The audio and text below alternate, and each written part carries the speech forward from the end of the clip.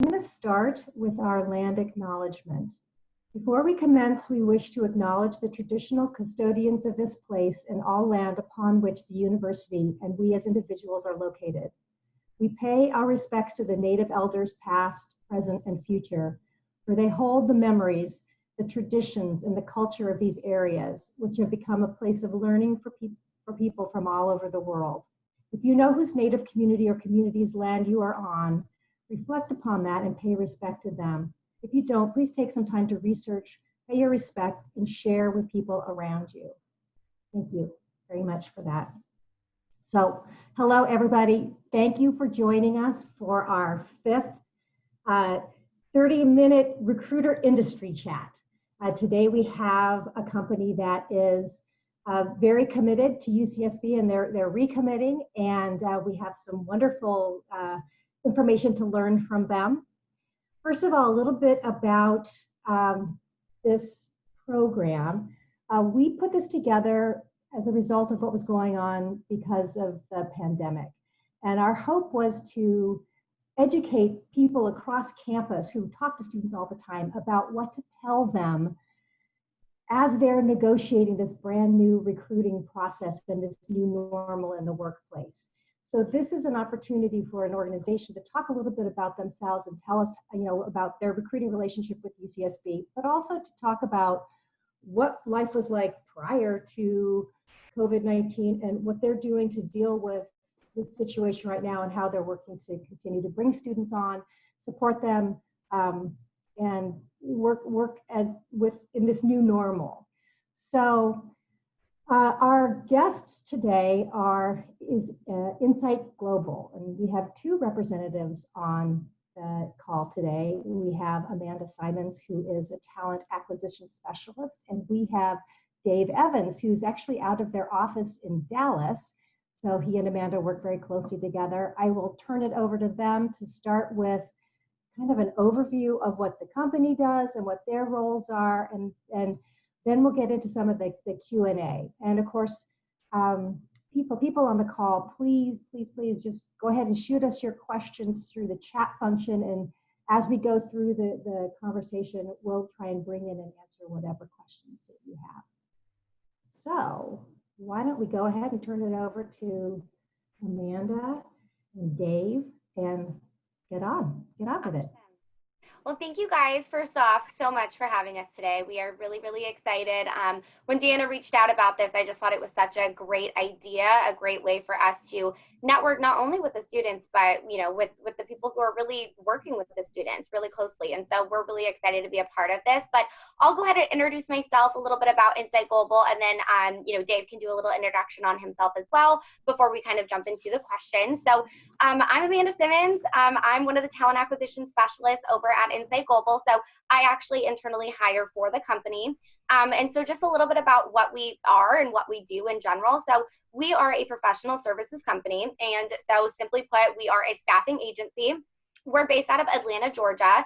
We started in 2001, so we've been here for about 19 years now. And really what a staffing agency kind of does, we actually help individuals find jobs and employers fill open positions for Fortune 1000 customers. And so I sit in the Bay Area. Largest clients that we work with, Facebook, Cisco, Airbnb, Wells Fargo.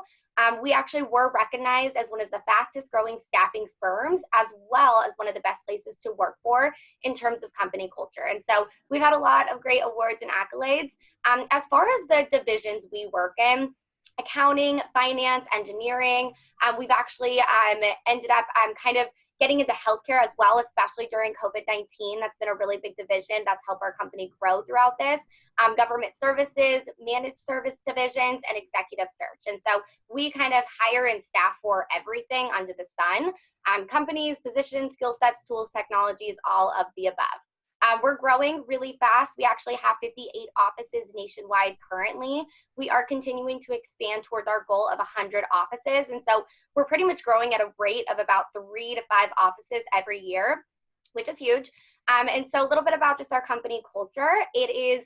Life at Insight Global, it's really centered around our culture. Everyone matters. It's about high character, hard work, inclusion. We really interact daily in a fast-paced, high-energy environment, really open, collaborative environment and space to really ensure that we're pushing each other towards achievement, towards success, and just achieving the highest levels of success as we possibly can as an organization and individuals. If you are someone who just really embodies the shared values that we have here at Insight Global, I mean, everyone matters. We take care of each other, high work and hard character above all else, and just always knowing where you stand. I mean, you will have a place here at Insight Global. Our mission as a company is to grow our people personally, professionally, financially. And we do that by training, by getting really ingrained with our people. And we really just look for business savvy, personable, goal oriented, gritty college grads who just have the desire to work on the people side of business in a really challenging and fast-paced environment that's going to help you grow really fast. So that's a little bit about us.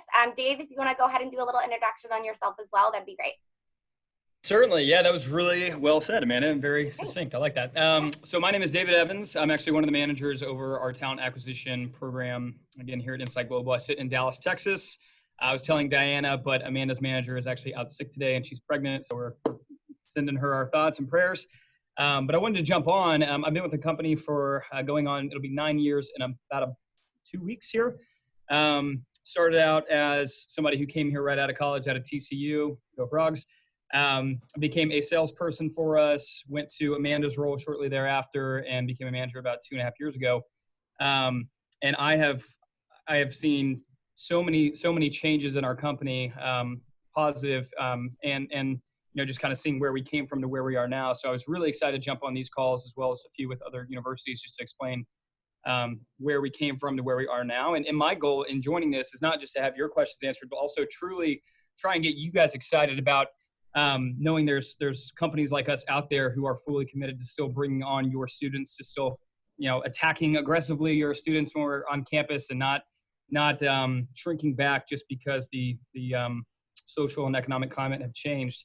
So thank you for letting me join. And if there's anything in specific you would like us to talk on, just so we don't ramble away, I'd love to start with any questions you might have. Well, of course, I have a whole list of them. Okay. But well, hopefully not. What we'd like to talk about is we'd like to understand a little bit about how life looked for Insight Global prior to March, and Sure. what your hiring was looking like, and then what happened when the pandemic started and shut down the employment world essentially, and how things are looking going forward. So I think to best explain that, let me backtrack just a couple of years. I promise I'll be quick with this answer. So when I started back with the company in 2011, we had been in business for 10 years. We started in 2001. Very, very different company under our founder, as opposed to our new CEO, Bert, who took over as CEO 3.5 years ago. He also started at the bottom, worked his way up. So our founder, Glenn, is definitely the guy you want to charge into battle with, but had a very different view of what a sales company should be. It was very, very what you would think about a normal sales company, right? We're going to hire people. If they work out, fantastic. If not, they're just not right for sales. And that was our model unofficially. I would just say from my standpoint, for my first probably 5 years at this company, Bert takes over, Glenn retires. And he just has this kind of, what I can best describe as like a pit in his stomach about, man, we have so many great people coming in from these universities, so much young, excited talent coming in, or even people from other industries saying, hey, I want to make a switch. I want to join a growing company. Are we taking care of these people, or are we just saying, hey, if you're good, you'll make it work somehow. If you're not, bye. And he really challenged all the leaders in this company to reevaluate who we are. We prided ourselves on taking care of our people, our training, and we weren't really doing that as well as we thought we were whenever he made us really take a hard look. So Amanda just kind of touched on our shared values, but we actually had some outside consultants come in, reevaluate our mission statement, which was pretty finite as opposed to more of an infinite long-term goal. And then just how we're doing wrapping our arms around our people. So we created, again, these shared values, which, just to read those to you guys: everyone matters, we take care of each other, leadership is here to serve, high character and hard work above all else, and always know where you stand. And we just decided 2.5 years ago that is going to be the lens through every decision we make moving forward for anybody in the organization, including, again, any Gauchos that are coming to join us.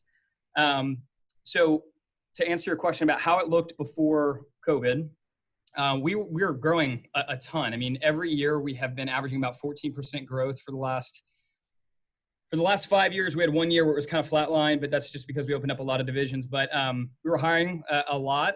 This last year, we decided to hire 800 actually before COVID hit because we wanted to focus on hiring better and retaining more.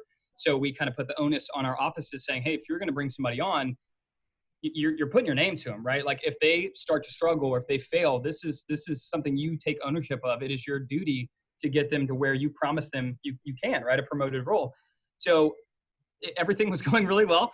Obviously this hit a little crazy.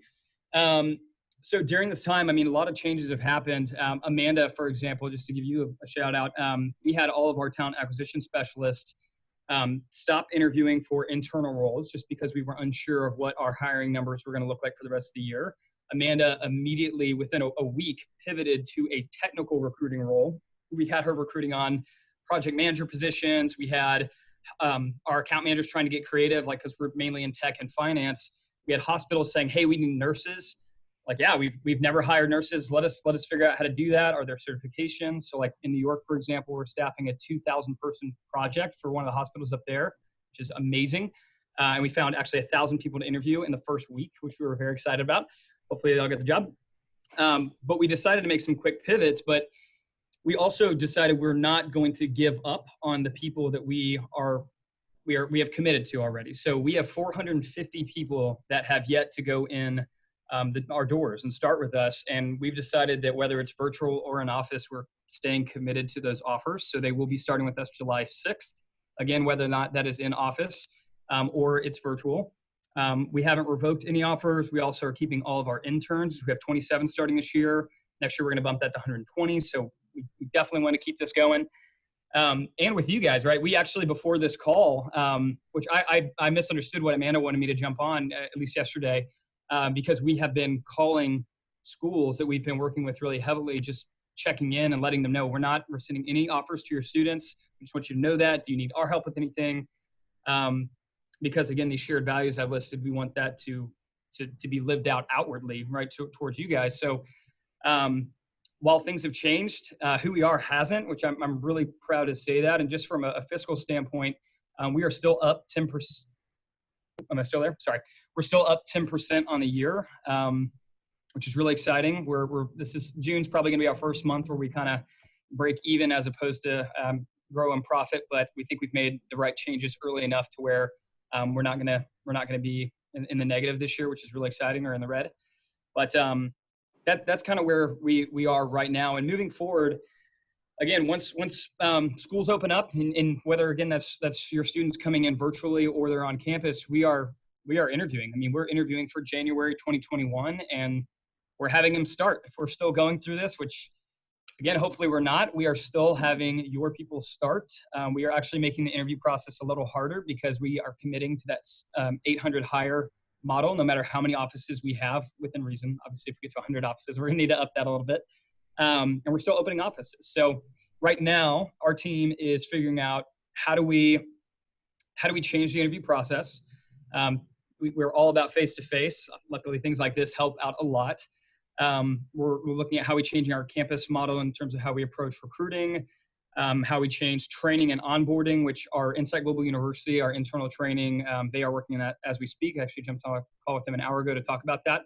But we're not changing the fact that we're growing those offices. Like Amanda said, we actually opened up 2 more within the last month in Huntsville, Alabama, and Greenville, South Carolina. So we're staying aggressive. But we're being smart.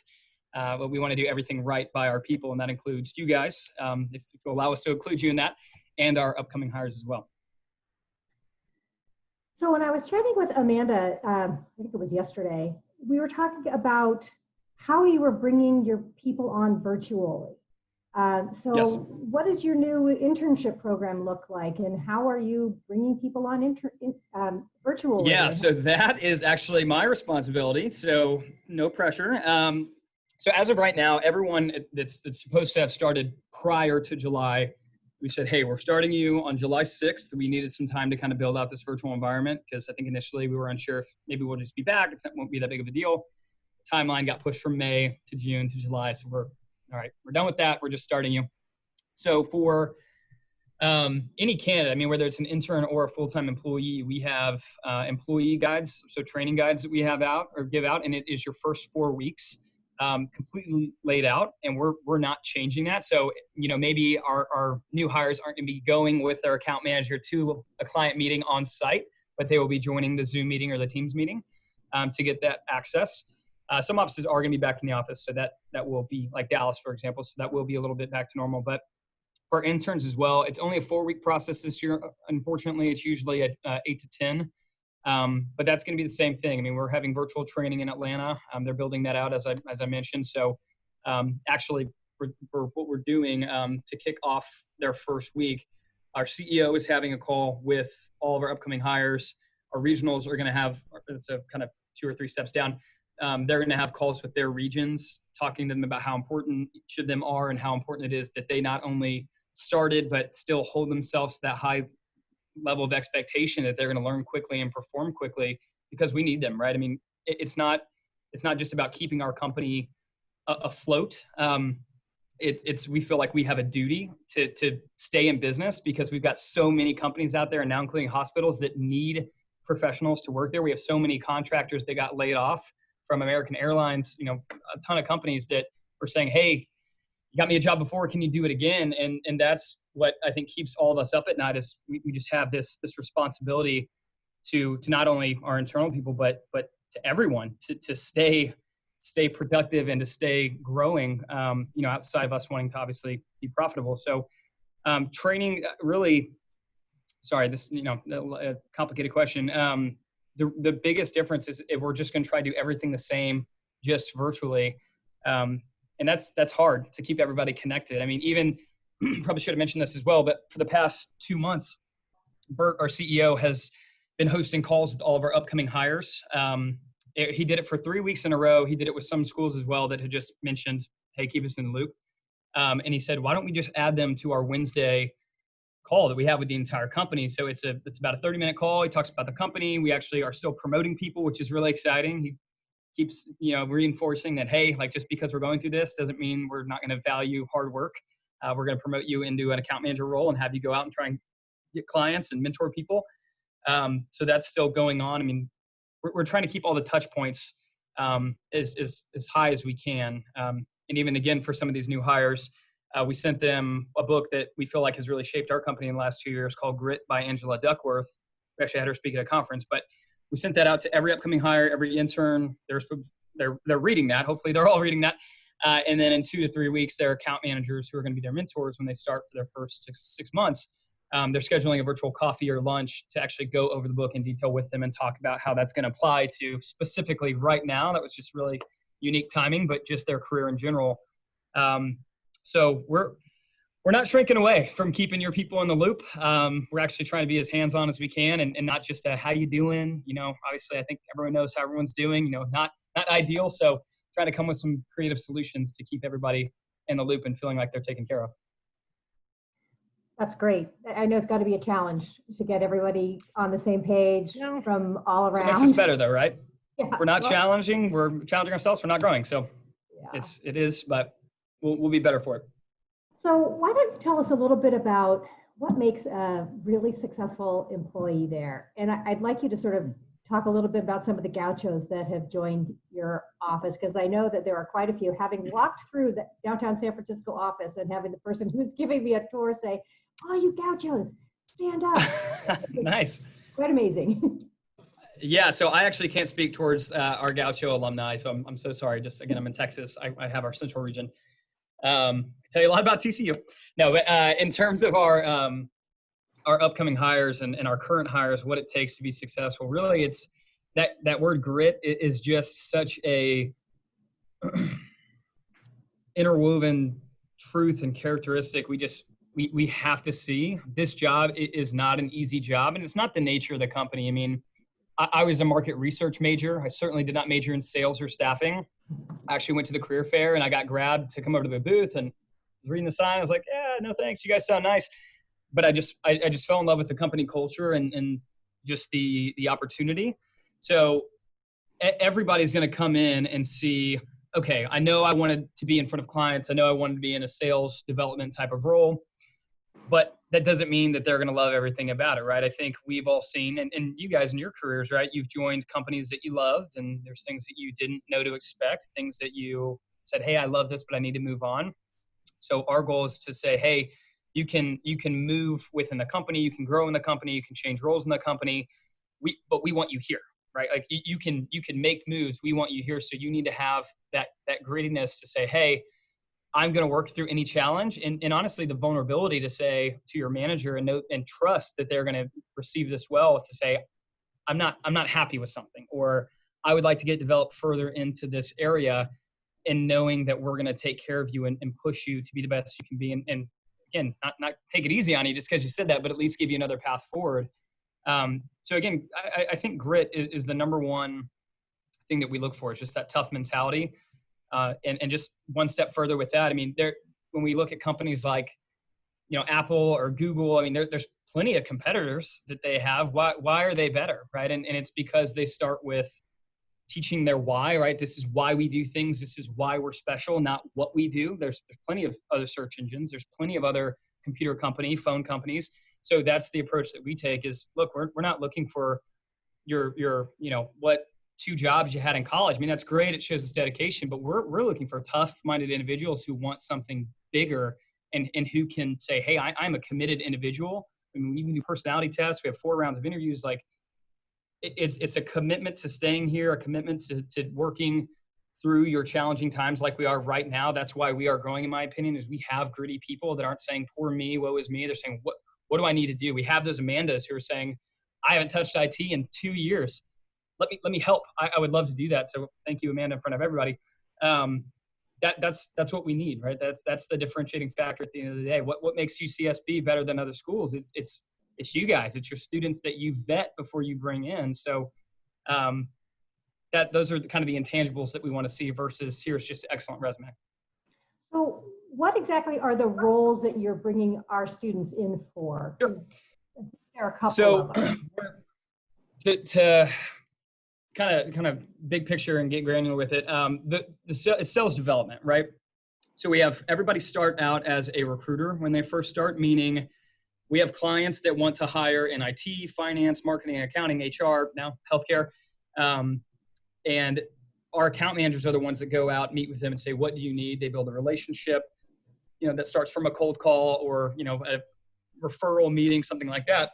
But then it blossoms into, again, hopefully a very mutually beneficial relationship. But the recruiters start out in that role. So they find candidates for the account manager who sends them to the client so they can learn the business model, but also so they can have some time watching that role in a successful light before they're promoted into it. We don't want to just send somebody out there and say, go call Microsoft, good luck. Probably would scare them and might not be the best look for us initially, but that's how they start. And our promise, which I'll get into this 100% conversion model in a second, but our promise is that we want to promote you. We're going to get you in a promoted role. And we have 2 main ways that you can go. And that is outside sales, which is again, that account manager role. And there's inside sales, which we call professional recruiter. So some people that we hire just they fall in love with recruiting. They're like, man, I actually really like this. And they still get to go on meetings and sell their candidate into clients. They still get to go, like whenever I first started, I went to Verizon and I remember getting the tour and like they were sitting and saying, hey, all of your cell phone plans, this is the group that monitors North Texas, and just being ingrained. So you still have the sales elements, but that sales mentality is what we look for. But there's always the one-offs, right? So Amanda, she started out as a recruiter, and we actually needed some people on our talent acquisition team in California. We have 6 offices that were just growing. And so we kind of stole her from the office. I don't know if they were happy about that or not, but interviewed her and she became a talent acquisition specialist. Some people go work in corporate in Atlanta if they feel like, I've just got a real passion for payroll, HR, IT, whatever. They have to, of course, interview, but we mainly hire for that sales personality, knowing no matter what they end up doing or what role they get to, they still have the same personality that we want. Kind of that very confident, I can talk to anyone, but also I can handle rejection. I can handle kind of those hardships. Again, going back to that word grit. That's what we look for initially, and then we kind of work with them to figure out their path after that. Okay, I'm going to pause for a moment and say to the rest of the folks on the call, if you have any questions, just go ahead and type them in the chat box. But in the meanwhile, Please. one more question for you. So this is an unusual situation in the hiring world and recruiting.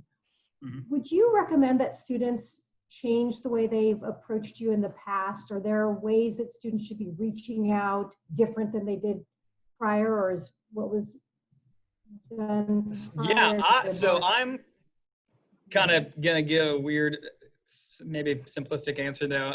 I'm all about being bold. So I love when candidates, for example, career fairs, which obviously we don't have those right now, would just come up to me like, hi, I'm so-and-so. I'm really interested in your company. I researched this. This is what I'm interested in. Do you have anything that might fit me? I love that versus can I just get some information? So, in a virtual setting, how do you do that, right? Like, we've got a website. You can apply online just like any other company. That's great. I mean, we have 20,000 applicants a year. We hire 800 people. So, the likelihood that, it's going to get seen. We send those to very specific talent acquisition specialists, but what's going to really stand out is, hey, I get a LinkedIn message saying, this is what I've read. I'm really excited about hearing about your company. I'd love to talk with you more.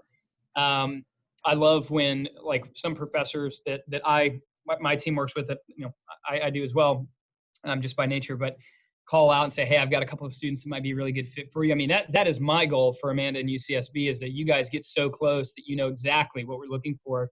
And you can say, hey, I've got 10 students that are interested in sales and interested in joining a company and growing them from that 2 billion to 10 billion, talk to them. So I say just being aggressive and again, keeping your LinkedIn profile up to date. Handshake is another way. We do a lot of campaigns. We're actually going to do some virtual sessions for training and young alumni panels, most likely. We're building that out right now too. So, being active on that and applying and messaging that TA saying, hey, I want to be a part of this. I know I submitted my resume, but I wanted to tell you that. So just being as bold as you can virtually would be great.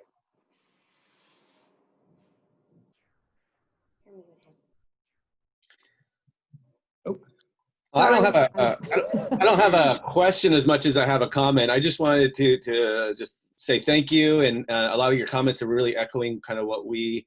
Oh, I'm sorry. My name's Ignacio. I'm director of career services. Sorry about that. I really enjoyed your presentation here, and I think it was heartening because a lot of what you're referencing is kind of what we're seeing with our students.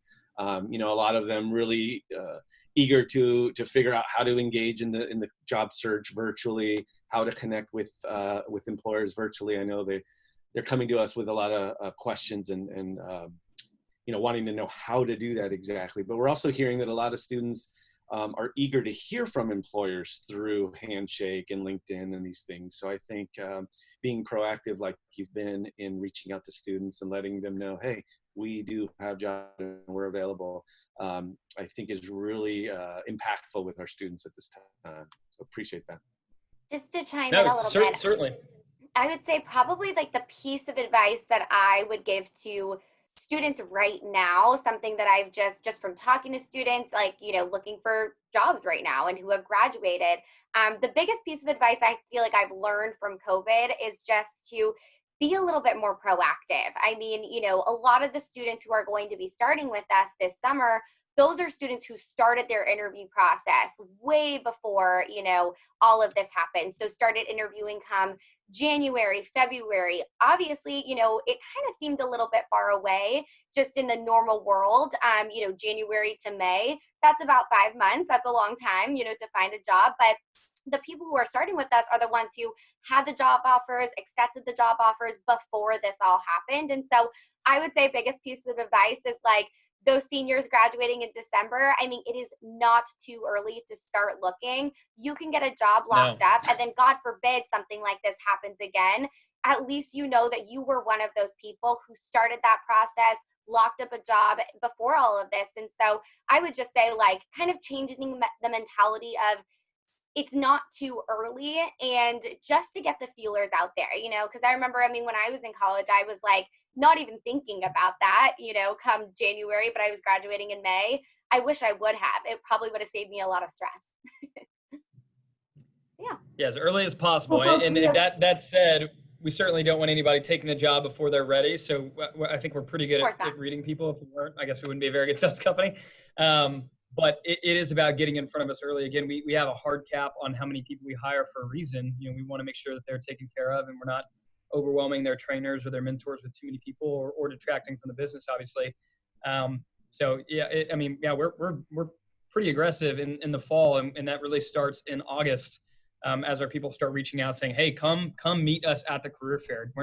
Like I always tell my team, if a career fair is bad, meaning like people don't show up, that's your fault. No one's at your booth. Why didn't you reach out and have them come? And that's the mindset that we take, is that complete ownership of us reaching out, but also we ask that of our candidates as well.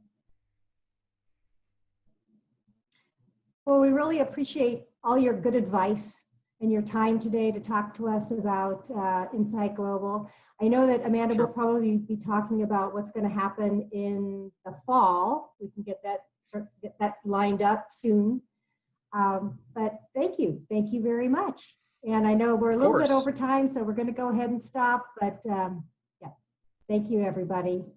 And have a wonderful day. Thank you. Thank you. Thank you very Have a much. good day. Appreciate it. Bye, everybody.